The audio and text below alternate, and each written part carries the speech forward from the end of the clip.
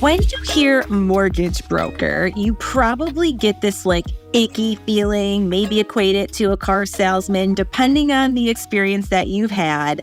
Of course, we love them. We love the ability for people to help our clients shop out the best rates and work with them. We've vetted a lot through the years.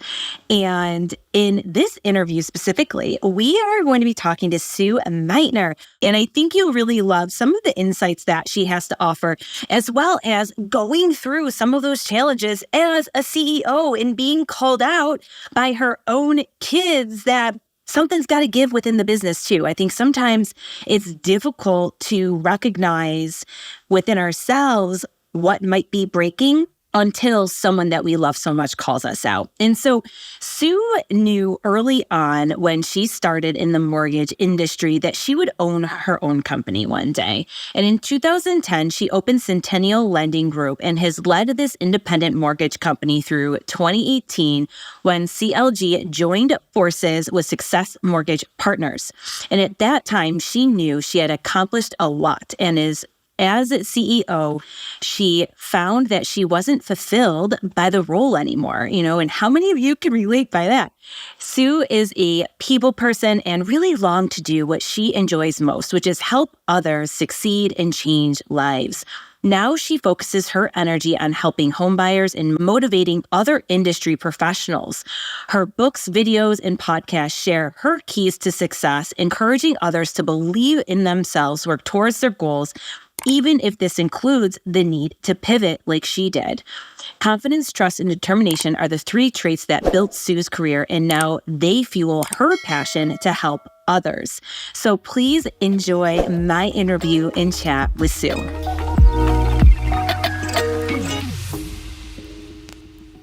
Okay, my powerhouses. So I have Sue Meitner here with us. Did I say your last name correctly, by the way? I should have. You did. Perfect. Typical Nicole, always running without the ball. But she is a badass mortgage broker. And I know what you're thinking when I say mortgage broker, but she is super cool. And I'm really excited for you guys to meet her, share in this discussion, because Sue, I know you have a lot of really cool stuff to share. So welcome. Well, thank you so much for having me. And being a mortgage person, mortgage banker is fun. Get to help people all the time. And that's why I started my own business years ago, was because I wanted to make it fun and easy for people. So it's not all bankerish and, used car salesman like. That's not me at all.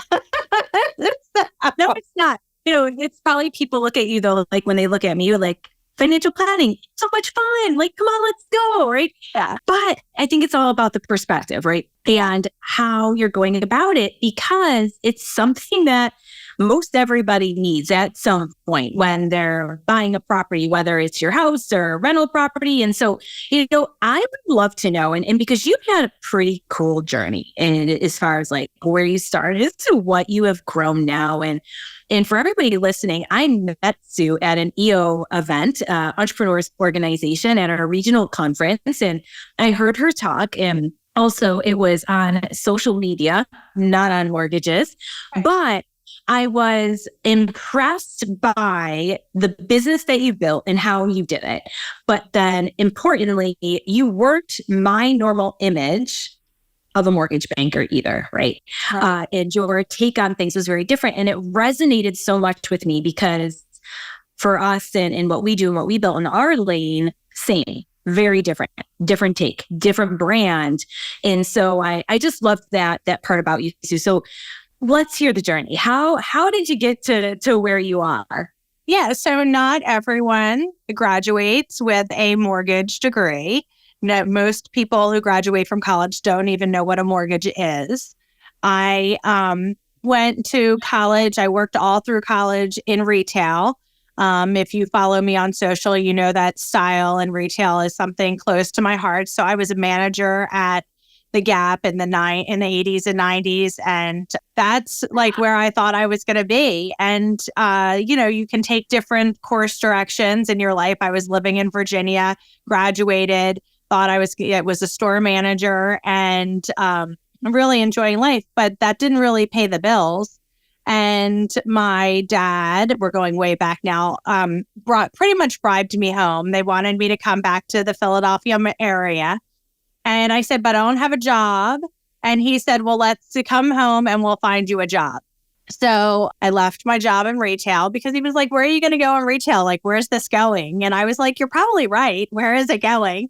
And I started at the bottom at a mortgage company in the post-closing department. And for a year and a half, I learned the inside of mortgage and just literally worked my sales way up to a salesperson and really enjoyed sales. And then I worked my way up from like a salesperson to like the number one salesperson to like having a team, running an operation. And in the 2000s, which was crazy, in 2009, I decided to open up my own mortgage company because I just felt there was a lot of red tape and we weren't making it fun. It wasn't fun anymore. Right. The loan officers weren't having fun. The borrowers weren't having fun. They thought that they had to give me 2 ounces of blood in their first born child.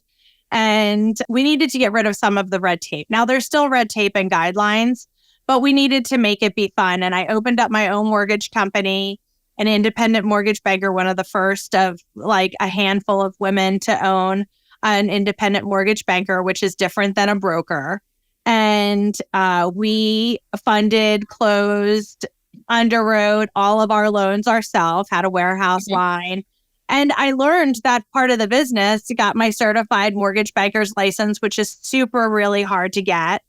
And then in 2000, fast forward, company grew really fast, had a lot of loan officers and enjoyed that part.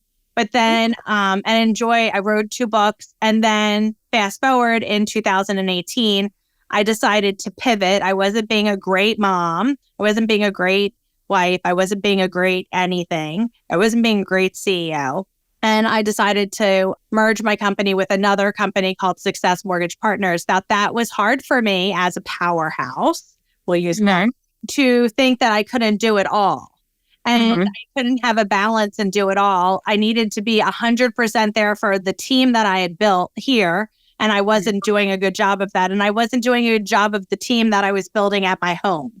And so to do that, I decided that I had to merge companies. And by doing that, it allowed me to really shine and do things that I love, such as, going to EO and speaking about being the mayor of your marketplace, really honing in on how I can help the consumer or first-time home buyers with their mortgages and really have the passion for what I love. And I think that journey, I mean, you asked me for the whole journey and you just got that. We're getting it. Yep. And you could ask me about any part of it, but that journey allowed me to be able to be okay with pivoting. And I think that in a world today, especially for women and PowHERhouse women and women who want it all, there is no having it all. You can only be great at one thing at one time. Yeah. And it took me a long time to understand that and to be vulnerably okay with that. And I think that vulnerability is okay. And that's what makes me be successful in so many different facets is that I show my vulnerability. And lots of people don't want the emotion in it and don't want the vulnerability. But when I'm talking to somebody about the biggest purchase of their life and why they're moving, because they want their children to be at a better school district or they want to buy a second home so that their family can, as teens and 20-somethings, can all be there. Like, I own it with them. Like, I get it. And I think that makes me a little different than the average mortgage person. Because not anyone in any field was created equal. And you need to find like the right doctor, the right lawyer, the right financial planner, the right mortgage person for you, who like, and trust, and who's going to be with you on that journey forever. And that's, I think that, that's where I bring the fun in and have that relationship that I think in today's market is so important, is that connectivity that people are yearning.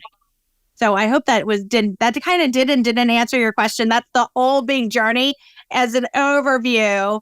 I'm a mom of a 23-year-old and a 21-year-old. I opened up my company when they were 10 and 8. That was not even 10 and 8, 8 and 5, whatever they were something. Yeah, what's the matter? enough that it was a 3-ring circus at my house 24/7. I mean, what's age anyways, but no, that's great. And there's like so many different things that you said too, that I feel like we can really unpack there. And one thing that I do want to highlight is that like balance. And one thing that I say that is aligned with what I believe you're saying as well is like, I talk about balance being bullshit all the time. And it's one of those words. The reason I hate it so much is I feel like women put this like pressure on the word that is crap. Like we want like what is balance? The whole word gives me anxiety in the first place. And it's like you need to choose where you're going to be present. Are you going to be where your feet are or not? And that's okay. And especially if you're an entrepreneur, right? Like I know for a fact that if I'm crushing it at work and like really thriving and excited about a project and diving in, like everything else in my life is probably on fire, like period. The house is a disaster. I'm not being a great wife. And the ability to take ownership in that is huge, but then also reconciling with the ability to know when you need to find reprieve and to take a beat as well. Yeah. And I think that it's important to ask for help. I mean, and not be ashamed of it. I mean, exactly. As a working mom, everybody was like, oh, you have somebody come and clean your house? I don't have somebody clean my house every day. I have somebody clean my house like once a month because, it has to, I can't do it all, like up and down. And as I got older, I started to realize it didn't make me less of a person to have somebody, I didn't want to be the mom that came home from work and had to do homework and had to make dinner and had to like be that commander in chief at home. I wanted to come home. I wanted to enjoy my children. I didn't want to fight about homework. And I wanted to have dinner somewhat ready so I could like heat it up, or prepare it, eat easily, have dinner. And then I wanted to put the kids to bed the way I wanted to put the kids to bed without the arguing or without the homework. So we got a really good pattern down. And, as a mom with, college age and after college age children, I can say that, I did it right, even though I was questioning 24/7 if it was right for everybody, but it was right for me. It was right for us. And it's the part that matters most. You chose you and what was right for your family. And I'd love for you to actually talk about that a little bit too, because there is such a stigma about asking for help. And like, if you want to have it all, you can have it all by asking for help in all of the areas in which you can't focus so that you can be present with kids. And I hear mom guilt all the time with colleagues of mine and friends and clients. And so it's like, how did you reconcile with that and knowing that I'm going to grow a business, I'm going to show up fully for my company. And when I'm home, but talk to me about integrating the boundaries and having that family time and knowing that whatever you were doing was still good for your family. I wasn't good at it all the time, and being okay with not being good at it all the time is really important. Yeah. I was very lucky and very fortunate very early on that I hired a nanny housekeeper, let's say, who was at my house when I couldn't be at my house and took care of my house as though it was their own and took care of my children as though they were theirs. So my children have 2 pseudo grandmoms, besides their own grandmom, that, was their nanny pretty much when I wasn't home. And they have a loving relationship with those women. And I'm not upset about that relationship with those women because they were there loving on my children as they were growing up. Yeah. Part of our family. And when when one didn't work out completely, and she did for years, when I hired the next one to take through the older, I'll say the older kids. So we had one during baby phase to preteen, and then one from preteen on. And that was really great because the preteens didn't need, they weren't coming home until 5 o'clock with me, 5 or 6 or 7, because of sports. So what I needed then was somebody to help do the grocery store and prepare the meals and make sure the bedrooms were, that the beds were made before they came home, because I felt like it was always super important to get into a made bed for kids and adults. And how did I get through mom guilt? I don't think you ever finish with mom guilt. I think you always have mom guilt. It's like Catholic guilt. It's always there. So I had to be okay when you run into Starbucks and you're fully dressed with your hair done and all the moms say, oh my God, you look so great. And I felt like always saying, oh my God, you would look great too if you took a shower and was going to work, you would look great too. So that was just, that was something it was just that underhand, you dropped your kids off in your yoga clothes and an hour going to yoga, but I'm going to work. I had to be okay with myself. Yeah. And that was a journey that I had to learn because I had to love myself and I had to love our life for us before I could tell my children how our life was okay for them. And then when I decided to merge my company with another company, it was because my son didn't feel I was present in the college tours. And that was a hard, nut to swallow because I was preoccupied during these college tours. We were doing the SEC South tour. And I was like, oh my God, you're like, this is a great college, like the University of Alabama, like what's there not to like? And he's like, Mom, what is there not to like since you really haven't been here on this tour with us? And I was like, yeah, you're right. You're right. Oh, so when I got on a plane and went to a conference, and that's when I decided that things had to change. So sometimes your own children are the clearest light for you to see when they're like, you really aren't here. And it was his senior year of college, or we were going into the senior year of high school, and I really wanted to be present. Yeah. And that just wasn't going to be possible with running the company. So I had to make hard choices. So sometimes making hard choices is really looking internally to see where you are in your life and what you want to do. Like I do really fun things now, even though I'm not running a company. I'm still very much on an entrepreneurial journey because I have that like flair in me. I like to talk about fashion. If you follow me on social, you'll see I do an OOTD every day. Well, why does a mortgage person do OOT outfit of the day? It's because I love it and I want to show women what they can easily wear to look great every single day. And I think it's when we start sharing and being vulnerable with everything that it's okay. I don't need to talk about interest rates. I don't need to talk about fees. I don't need to talk about programs. When you get me, you get me. When my kids get me, they get me. Whoever I'm talking to right now, you're getting me. And whatever me that is, it's okay. And maybe that's because I'm over 50 now that I feel that way. But there's a magic in that. It's been a journey. It's a journey. Yeah. It's a journey.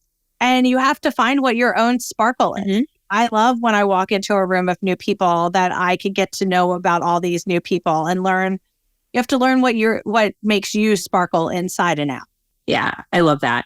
And just the reality is regardless of your profession, like there's a human on the other end, and it's so relatable to get that actual human without barriers or facade. And I think that's so much of what's missing nowadays with a lot of professionals is like there's this fake ego and appearance that happens all the time on social media. And it's like, am I getting this person as she is or this image? And then when I meet them in person, I'm going to be shocked as hell that there's somebody totally different, right? And so that is huge, I think, when you're being relatable to people you're looking to help, whether they work with you from a work capacity or not. Yeah. So it's being authentic and it's being vulnerable and it's being empathetic. So I can talk to people about if they're divorced, I'm divorced. Hey, that wasn't fun. Yeah, you're getting divorced. Let me help you through this and deciding if you need to stay in this house or you need to buy another. Oh, you have a baby, you're having a baby and you're outgrown your house. Yeah, I totally get that. Let's talk about what you need in the next house and how many kids you're going to be having next. So, or if you're having any, like that if we have to move again, like, oh, talk about, it's your business. Talk about debt. You have, the United States has over $1 trillion in consumer loan debt. But people have more than 50% equity in their house. Like, how upside down is that? They don't want to lose their 3% interest rate, but they have over 50% equity in their house, but they have $100,000 in debt that's at 20%. talk about the full picture and let's be vulnerable with each other so we can get you to the right place. Because if it hasn't happened to me, I've seen it and I've helped people. So it's opening up that empathy that, you need as a financial planner, or you need as a wealth manager, that you need as a mortgage person. We just have to pretty much peel the onion back and say, how can we look at the whole picture? And that's what makes it so exciting. During COVID, I know people were upset, didn't see any shining light. Well, during that 12 months, we were able to refinance and save tons of people tons of money by getting super low interest rates. Now, over the last 3 years, people have, been racking up the credit card debt. I feel that we're a shining light in helping people with their consumer debt and consolidating it and making the big picture look good. And, that's where people can, we all need to be vulnerable and saying, I might not be in the best place, but how can I get to a better place? 100%. Yeah. And it's all about too, just normalizing the conversation about money, which is a huge thing that we are all about, because the more we talk about it, the more we can help each other. But it's again, one of those vulnerable conversations that a lot of times we aren't opening up about it. And by not making it a normal conversation, how are you potentially hurting yourself, or what are you missing or not seeing or be exposed to? And the more that we talk about these things and make them normal, of course, we're giving permission to other women to do the same thing. And so there's just so much out there that we can do better together with all of these moving parts. And we have never seen credit card debt this high, I don't know if ever actually statistically, because inflation skyrocketed, right? But spending didn't change. And of course, when everyone was spending all that free COVID money, then a new habit got set in, and that habit didn't change. And so it's really quite terrifying. And oh, by the way, credit card rates now are around 30%. And so complain all you will about a 7% mortgage, but that's a whole hell of a lot better than 30% too, and kind of getting creative with some of these loans, which I believe is what you were looking at, or talking to rather. Yeah, and restructuring debt. Great. But also, how great is it that so many women, single women right now, are buying houses? That really creates generational wealth. And at a faster rate than men. Yes. It's amazing. By the way. Yeah. Right. It is. And real estate in general is a great way to build generational wealth, especially if you are someone out there who's buying rental properties and putting those in LLCs or trusts for your family, so that you have that ongoing revenue. We've got a ton of women in our network actually that are huge into real estate and just love it, which is really cool to see, because it seems to be a newer trend for women anyways, right? And I love it in seeing them talk about it and have it light them up. And so, and I think real quick, actually, before we wrap up and I ask you another question, I do want you to explain, if you don't mind, because I bet there's some confusion. What is the difference between a mortgage banker and a mortgage broker? You had said that earlier on, and you're like, we're a lot different and we do all these things, but you never actually defined it. So how are the two different? Yeah, so there's 3 different ways that you can get a mortgage. So you can go through your local bank or your local credit union that usually just has their rate, and you go with a mortgage consultant for the most part who is registered but not licensed most of the time. You can deal with a mortgage broker, which usually is someone who's somewhat of a third party, who then will take your information, shop it with the best interest rate, and then send your file pretty much there to be underwritten. Then that loan's funded with that company, and then you pay your mortgage to that company. Then the third one is what I am, and I'm an independent mortgage banker, which means that I'm broker and a banker are licensed and registered. So with a mortgage banker, an independent mortgage banker, they process, fund, close, underwrite everything pretty much within their walls, usually are approved through Fannie and Freddie, and they have more skin in the game. So they bring the money themselves to the settlement table, and then they sell the loan to whoever had the best interest rate at the time. And 64% of individuals are independent mortgage bankers. That's who 64% of people use independent mortgage bankers most of the time. And I feel that that just gives people a little bit better of an edge. It's more boutique-y than and more just as big. It's just a little bit of a difference. And most people think everyone's a mortgage broker. And there's very clear differences, but nobody ever knows what the differences are. So the differences pretty much is that one just has their rate, one shops it and sends it out for the best interest rate, and we get the best interest rate, but keep it all in-house. So does that mean if someone writes a mortgage through you, they avoid their mortgage being sold 9 times to different carriers after the fact? All mortgages are sold. That is the okay. For the most part, unless you go to a portfolio lender that's going to keep it as their. Yet, if that bank decides to sell, the mortgage paper is usually the most beneficial and the most valuable to sell when they want capital. So pretty much all mortgages servicing are going to be sold because that's how we make our money.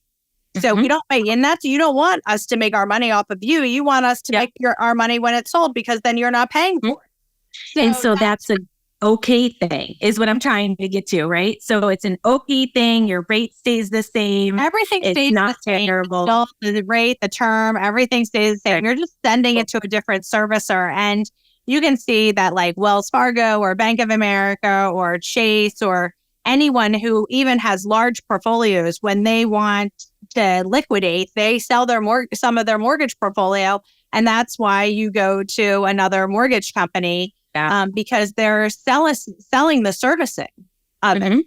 And that's called a servicing release premium. So, and that's how it gets sold. That's the back end of how everything works. And it doesn't make any difference. You shouldn't be worried about when your mortgage is sold. It just gets transferred to another company and you just get an extra piece of paper. Yes. So, and the reason I wanted you to talk about that a little bit, and I love how you just nerded out on mortgages for a second. Sorry. Wait, no, I love it. Is because some people will go to a bank because it's a bank and they have a belief that mortgage is always going to be with them and it's always easier. And what I like to highlight, and by the way, this is not advice, guys, I'm just saying, our opinion. It's that I love when you have an advocate who can not only work with you through the process, but help shop the best rate in navigating that versus just for one single institution. And so what people don't realize is those people that they're talking to at those institutions are just registered. Most of the time, they're not fully licensed, and because they don't have to be, which is a little bit different. And knowing what the credentials are of a doctor is super important. Knowing what the credentials of your banker is super important. So I say that I'm your lender for life. So no matter when your loan gets sold, like I want you to come and ask me questions. I just had somebody ask me a question about their school tax. They got a school tax bill for $5,700. Well, we paid that at closing. So I sent them the closing sheet that said, no, you need to show this, and ask the title company for the canceled check to the tax collector. How many people from ABC Bank are going to do that within an hour? Nobody. If they're still employed there. Nobody. So that's not going to happen. No. And that's, again, where the value is in more of a boutique service, which, similar to our business, but it's like, we want to be there for you forever. And then when things change, you need a contact to help you with that information versus going through the black hole of bullshit, especially for some of you too now who have Airbnb properties and all of a sudden you're paying a hotel tax. You need to get all this paperwork that you don't know where it is from your mortgage origination documents. Like, really, really helpful. And that's where these services are so valuable and they don't cost you more. Yeah. And someone knowing I have a lifelong clients that always come back to me. I have 2 people buying shore properties right now. And, you have the mansion tax that nobody told them about on the shore property if it's over $1 million. And you have all these things that people don't know sometimes. So Right. we need to break it down, but we also need to look at the best option for you. So the option of taking a cash out refinance on their primary residence was super good because both of them had high values on their primary residences with low loan amounts and mortgages. So I was like, no, let's not put it on the house down the shore. You'll get a better write-off on your primary residence. So having the lender that can look at your portfolio and your picture and say, oh, you need this. Or lots of people have multiple properties. And with Fannie and Freddie, you can only have like 10 and 12 properties that are mortgaged. Sometimes when we look at those people who have had mortgages for a while, sometimes we can consolidate the debts of multiple properties into one because the value has gone up so high. And then we can then make there be more room for a couple more loans that can go into their portfolio. And that's super important for somebody to look at the total picture instead of being a taxi cab driver and just throwing you into a loan and then throwing you out of the car with another loan. That's not the way, we want to be your lender for life and know what your total situation is.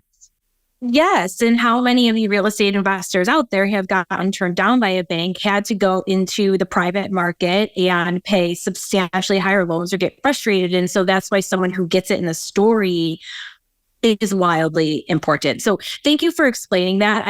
We have so many people in that space that listen and follow. And so I thought it would be helpful to break it down and then of course have a resource because it's such a thing. And so and nowadays, again, I think a lot of this stuff is kind of like the Wild West. And so always ask questions and be your own advocate, but then knowing where to go and the questions to ask you are wildly helpful. So thank you, Sue. I appreciate it. No problem. And there's also for all the different investors out there, there's also a thing, DSCR loans, which is for investment properties that you can actually get qualified based on the rent that's coming in, which is a non-qualified mortgage product. But that's super big with investors right now. And having someone, somebody who knows those programs and knows which way to where to plug you in is super important.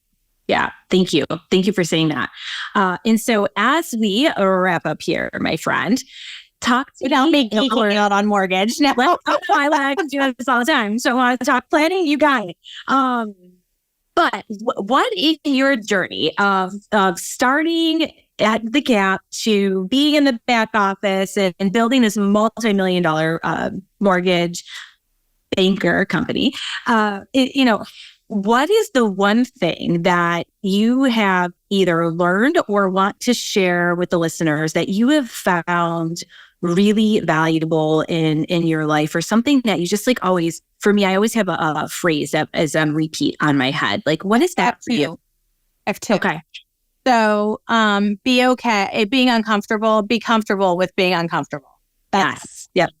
Everyone who knows me knows I say it all the time, whether it's on social media, no matter what it is. Always push yourself to be uncomfortable and be comfortable with that.